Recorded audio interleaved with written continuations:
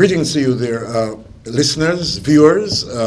This is a program, compliments of the Guyana National Council on Public Policy, the GNCPP. I say that again, GNCPP.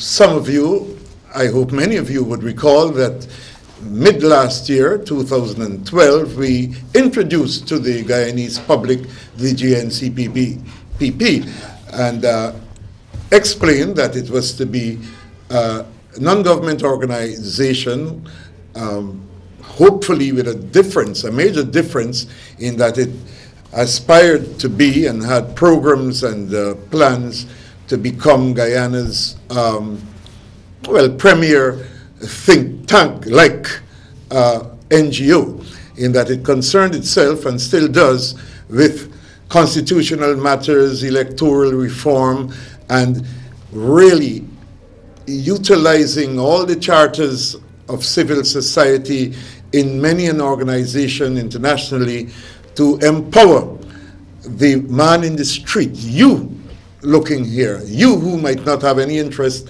in any constitution or electoral reform, but these things impact upon our lives.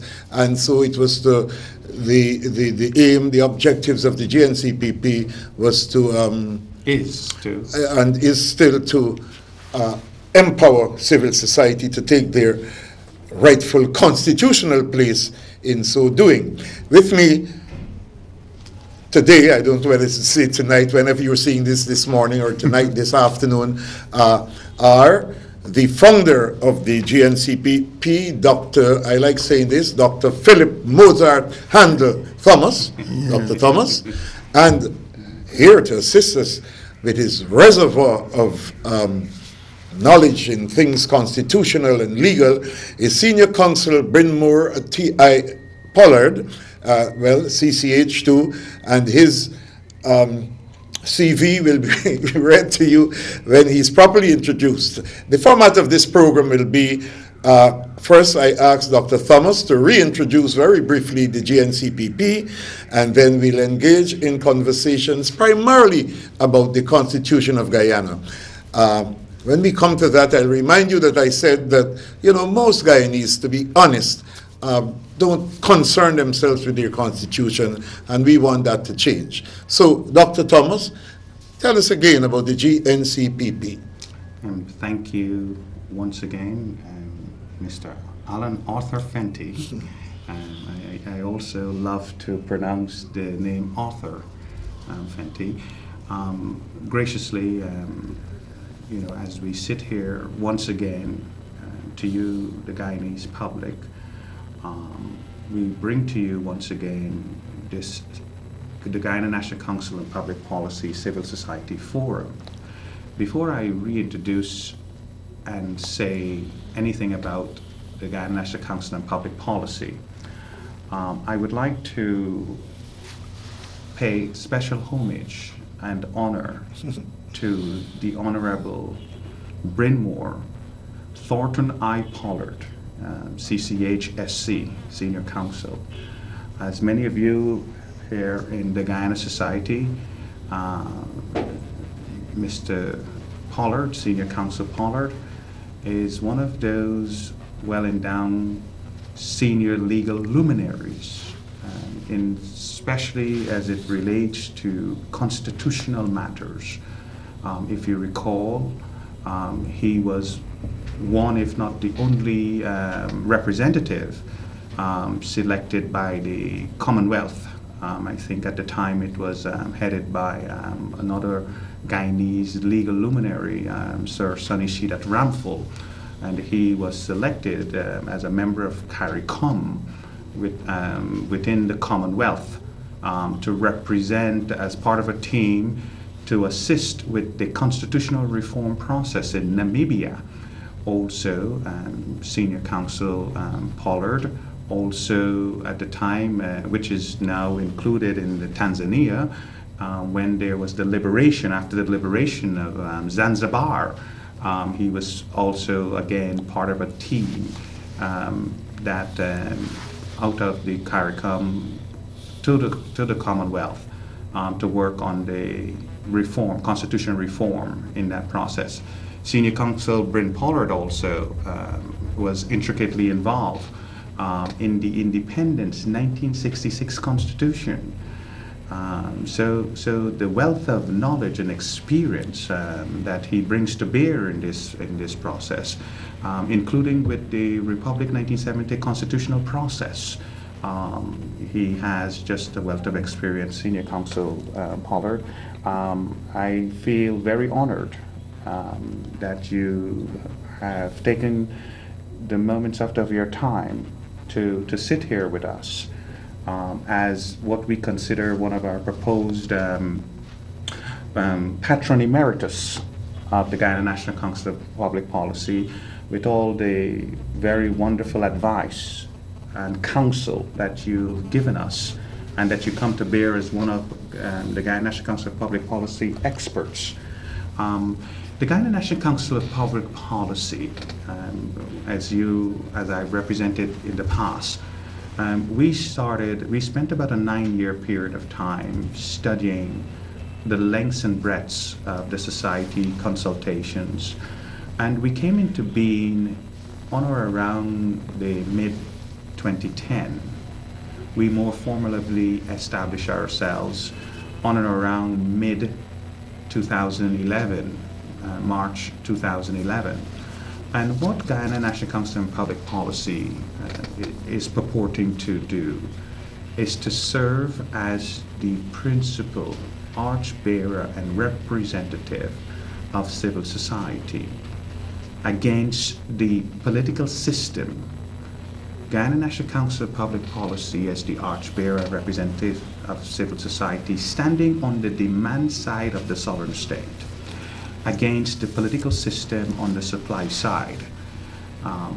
We are not the type of institutional or organization that's traditionally will be engaged in any antagonism because of who we are and what we represent in that. Guyana National Council of Public Policy has established departments and program departments to mirror and function and mirror what is actually happening within the governmental sector, whether it's in the security sector, whether it's in the national development sector, whether it's in the social services sector. We are a think tank, policy-driven organization. And I think that so far we find ourselves recently involved in, out of our program and advocacy department, in some democratic challenges, to sort of bring reform to two of the principal missions that we are looking to advocate, which is reform to the judicial system, in the sense that we want to see an independent judiciary, and secondly, we would like to see a change in the culture and the way the political system operates. And before you continue, another voice might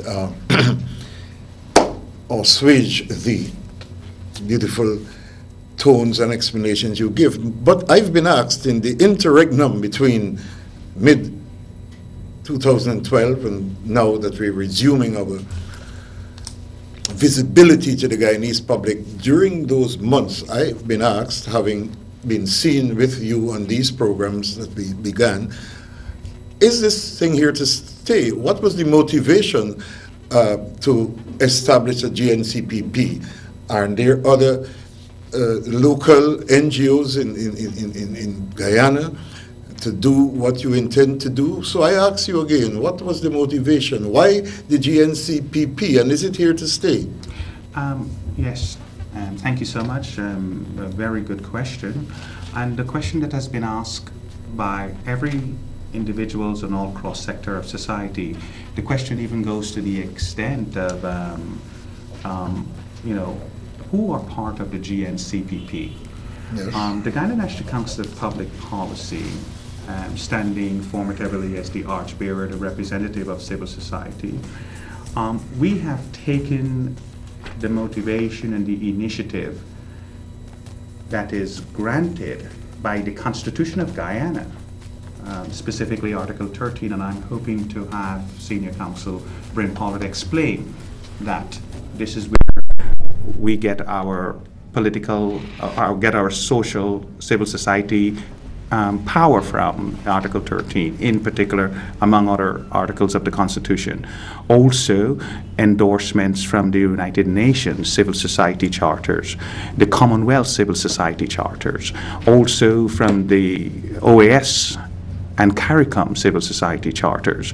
The motivation specifically is one in which the Guyana National Council of Public Policy, as a representative of civil society, we have decided to step into the foray, unlike the other affiliate entities, civil society entities, to bring about broad-based change, to stand formatively against the political system, and not demand the change, but seek a course to ensure that the change comes about.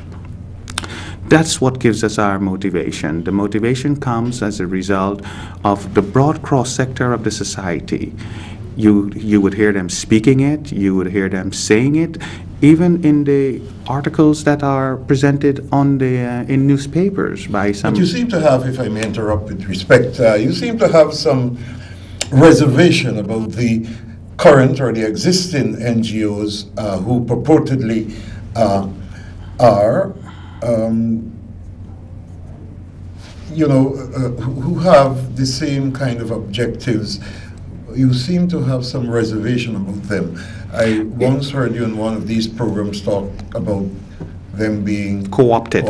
But I hope then that our GNCPP will not justify anyone in labeling us in the future as political too or being co-opted. You want to comment on that? Yes, indeed. And you must recognize something.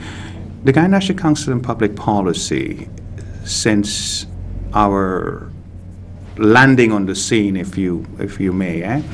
We have taken deliberate steps not to appear as though we are affiliated with or we are representing or advocating for the causes that the political system so deemed to. We are cognizant of the fact that many organizations, civil society organizations, whether it's in the private sector commission, whether it's Red Thread or whomever, could be the Salvation Army or whichever civil society organization who forms part or comes under this umbrella of the Guyana National Council of Public Policy and what they're advocating for. Some of these organizations are sometimes directly linked to some of the political operatives. Some political operatives are intricately involved. So when I say that some of them are co-opted, but I must also make this point that these organizations must do what their charter and mandate so dictate. Whether it's the Transparency International, they seeking to sort of address the issues of corruption. They need to do exactly what they're doing. The Guyana National Council of Public Policy stands as the umbrella to sort of assist, to sort of bring policy into bear, to sort of give guidance, to give support, so whether it's monetary. You're hinting that there will be some time you'll be reaching out to these other NGOs? We have started a very dynamic process of talking specifically, and I think the organizations, they want to get a clear perspective and understanding. Individuals, there have been so many organizations and groups that have come and gone. The fly by night. So, and I respect that these organizations, we need to, and this is what we're doing, getting out there in the public to really explain not only to the ordinary citizens, but also to those individuals that are part of these civil society organizations. Right, so the GNCPP recognizes and respects that there is space for others. Because sometimes when you speak, you seem to exclude everyone else, and I know that's not your intention.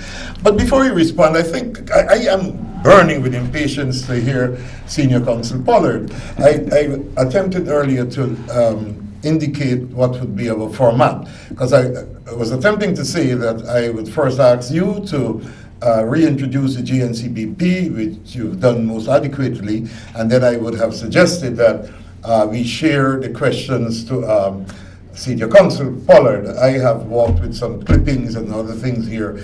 If time permits, I'll get in my few questions to him directly, but I know you have a prepared series, if we have time, of questions for the Senior Counsel, and I want to invite you, this is what my format would have been, to engage Senior Counsel in your first issue or theme or simply question. Senior Counsel Pollard, one of the things that we have spoken about, it is the issue of the amendments that have taken place within the Constitution. And we've spoken about it in the context of your experience as it goes not only expatriately, but your experience nationally, very profound involvement with this. And we spoke about, and as you would rightly say, who represents civil society? How is civil society? I have pointed to you Article 13 of the Constitution. Would you be so kind enough to explain your impressions and interpretations of Article 13? Of course, I've pointed out to you that Article 13 is one of those articles whereby it empowers civil society, it empowers the Guyana National Council of Public Policy. But you always beg the question, and I do like your devil advocacy, as you propose to us, to get us thinking. Would you kindly, sir, explain the intent of Article 13? Thank you very much for the invitation to be a member of this panel this morning. With regard to Article 13, Article 13